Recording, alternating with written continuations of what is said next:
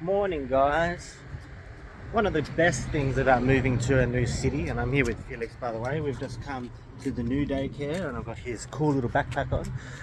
Walking to the train station, one of the best things I like about moving to a new city with a new climate is you get to run into some new and interesting plants. And I noticed on the way to the daycare that there was a really cool plant that I hadn't seen before.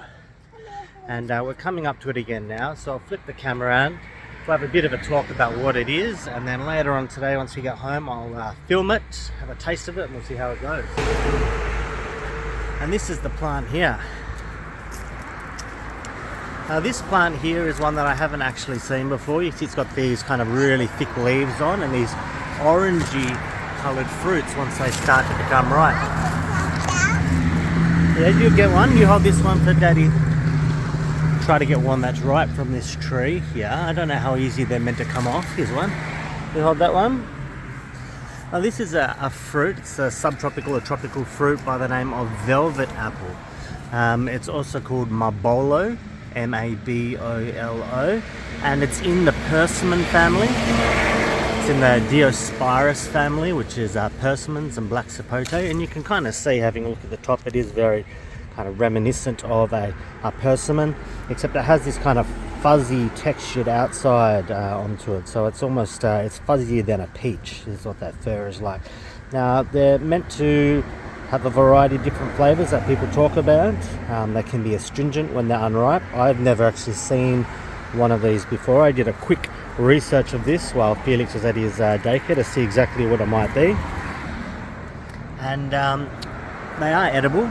So they're in the Persimmon. They're native to the Philippines, and they're quite common in countries like Philippines and into Indonesia, Malaysia and India. They have a lot of these plants here. The wood is apparently a particularly hard wood and a good wood to be making different bits of furniture out. It's in the ebony family as well, so very expensive hard woods come off of this tree, and these fruits are edible. And in Australia, this is a very, very rare subtropical as far as I can tell. Nobody seems to be selling it, and it's kind of interesting to me that it's just in this backyard along the street here, and we're lucky enough that we can bring a couple of these home to have a little bit of a taste.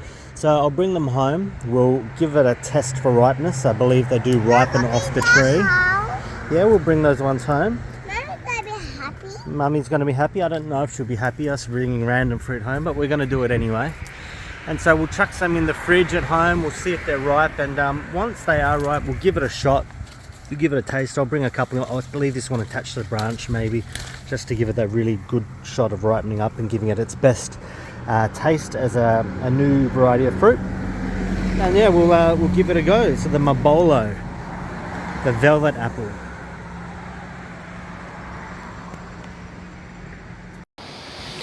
Okay, I'm back after a little bit of our trek from the daycare to the train, and after picking up those Mabolo, so the this kind of relative of the Persimmon in the Diospyros family. So that's the Black Sapotes, the Persimmon, and a couple of other types of plants are in there, but the most common by far are the Persimmons and the Black Sapote.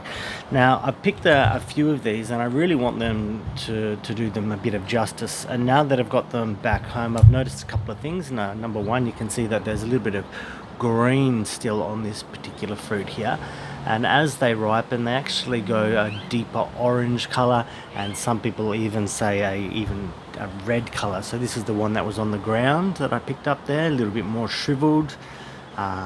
You can see on this one here, if you have a look at the kind of the petioles from the leaf here, when you're picking a Black Sapote for instance, they say that you should wait until you can slip a card or a knife tip or something under that kind of those petioles there, and that kind of gives you an indication that it's ripe to pick. And you can see I can do that with this particular plant, this fruit here, whereas these ones that maybe aren't so ripe are totally flush to the plant, and so as they ripen up they'll lift up as well. So side by side you can see the difference, which might indicate the ripeness of these fruit. So I'm going to do this justice. I'm going to leave these ones to ripen on the counter over the next couple of days, and I've got a few examples to make sure we really give it a good taste test. I left a bit of the branch on this one to help it ripen up. And yeah, we'll see what it's like. And a couple of things I've noticed right up front is the one that was on the ground, and I hope it's not overripe. I don't know how long it was there, and I'm always a little bit reluctant to eat fruits off the ground because it could be worms or who knows what might happen, but we're going to give it a go anyway. But this one has a real fragrance compared to the underripe one, which really doesn't smell like much at all. Doesn't smell like anything, in fact. Nothing. This ripe one, or the one that I'm presuming ripe, has almost an overripe smell to it. And if you remember back from the video where I made a very poor decision to try the carambola, that star fruit that ripened in my grow tent, and it had that kind of almost overripe smell to it, almost the smell of one of those bush passion fruits that I linked in the last video, which I remember growing up with as a kid. It's almost got like an overripe. It's very sweet. It's a passion fruity, maybe slightly mango-like smell to it. But underneath that, it's got that almost sickliness, that sickly sweet smell that you get. And that passion fruit that I was referring to as well, and I'll put a picture maybe in the video here to remind you what that is. It's actually, I believe that the scientific name for that is Passiflora asafoetida or something like that, meaning like fetid smell or fecal-like smell. And it doesn't smell fecal, but it does smell sweet to the point of oversweet, and maybe not good. Maybe it's overripe and fermenting. A couple of other things that I've read about this particular fruit. So native to the Philippines, as I said, very, very rare in Australia. If you try to buy one of these at the moment, I don't think you can anywhere. I've never seen them before. Never seen one of these, heard of them, seen it at a nursery. Dally's does have a listing for them, but has nothing for sale. And a few of the little things that I've read about this is they sometimes are described as having an off smell. So that might be just that the smell that's usually attributed to the skin of these is just how these smell normally. Now this one that's ripe is fairly soft to the touch. It gives way to, it's not as soft as a ripe avocado.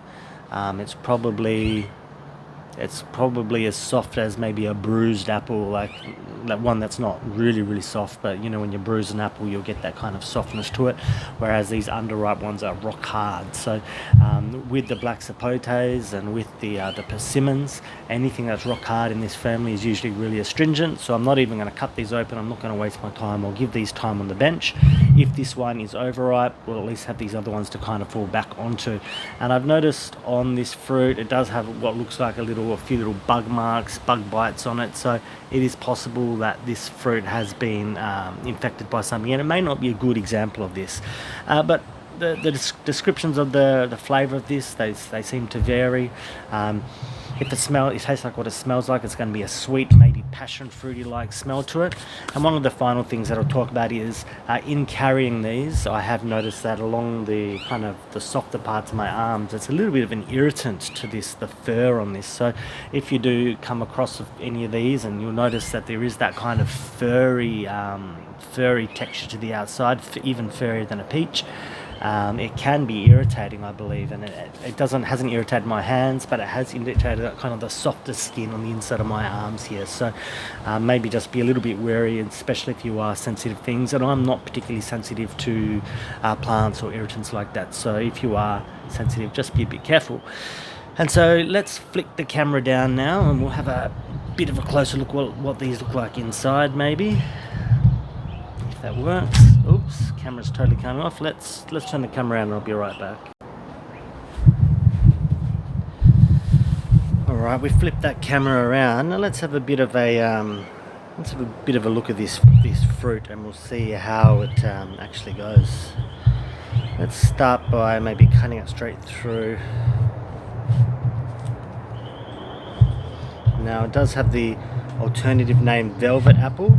And just having a look at this, it does actually look a little bit apple-like inside. It's maybe got that kind of like a mealy sort of apple texture to it.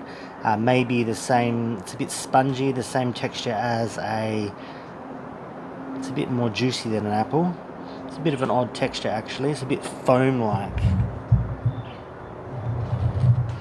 Now they do say that the skin, you can eat it, but you probably wouldn't enjoy it, so I'm just going to take the skin off of this, and a few things that I've read say they can be very seedy. A couple of sources said they need multiple plants to fruit, and others have said that if you only have a female, and I couldn't see any of the other trees, that they will be seedless, which is what this appears to be. There are no seeds in this plant, so this seems to be a female only version, sterile, without any seeds in it. So let's just have a bit of a taste of this. All right, that's different.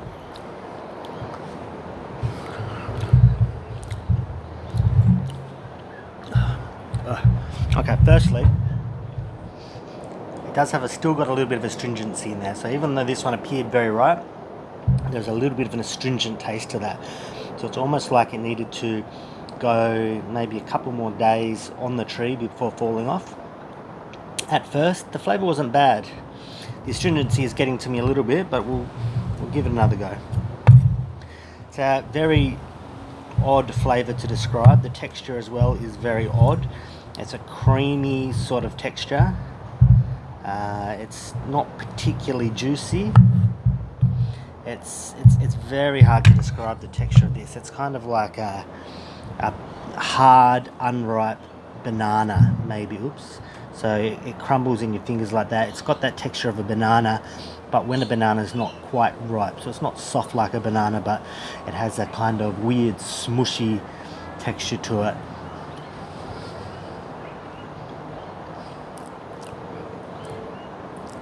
The flavour is odd. It's a sweet flavour. Doesn't have any acidity to it, or very, very little acidity. In terms of sweetness, it's got a bit of banana in there. It's about the same sweetness as a banana. It reminds me a little bit of a pear.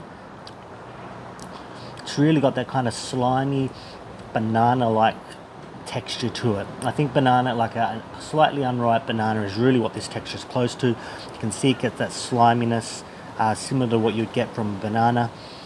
And it leaves a kind of soapy taste on your tongue. I don't know if that's to do with this not being fully ripe, or if there's something else to it, but it's got these maybe a very slight pineapple taste to it. The scent of the fruit inside is totally different to the external. Maybe like a pear-like scent to it. Maybe still that slight passion fruit, but it's definitely more subdued. It's not a bad fruit. The soapiness / very slight astringency is really a little bit off-putting. It's not something that I'm particularly enjoying, but at the same time, it could be just this particular fruit. It might not be fully ripe, or there might be something else going on with this fruit here. So we'll give it the proper go. We'll let these guys ripen up over the next few days, and we'll come back and give it a second crack. It definitely has potential. I have a feeling if you ever came across one of these, you could give it a try, and it's an interesting experience just for the uniqueness. If this is the taste of this fruit, if this is what it always tastes like, it's not one that I would rush out and buy or put into my garden unless you wanted something kind of different and exotic. It's a pretty plant, as you can see from the front pictures that I took of it. It's got a nice kind of appearance to it, especially with all these large fruits kind of coming off the tree, and these beautiful dark glossy leaves and the tropical look to it. It is an attractive tree, so you could definitely put it in for ornamental purposes, and every now and then crack it open to give somebody a taste of something they probably haven't tried before. But yeah, I guess that's it, guys. That's the velvet apple, and it's really is a different one. Very happy to have tried this today, and we'll put the rest of these on the counter, and once they've ripened up, we'll come back again and we'll see how they go, and if the verdict's the same or different. In the meantime, guys, I'll catch you all in the next one.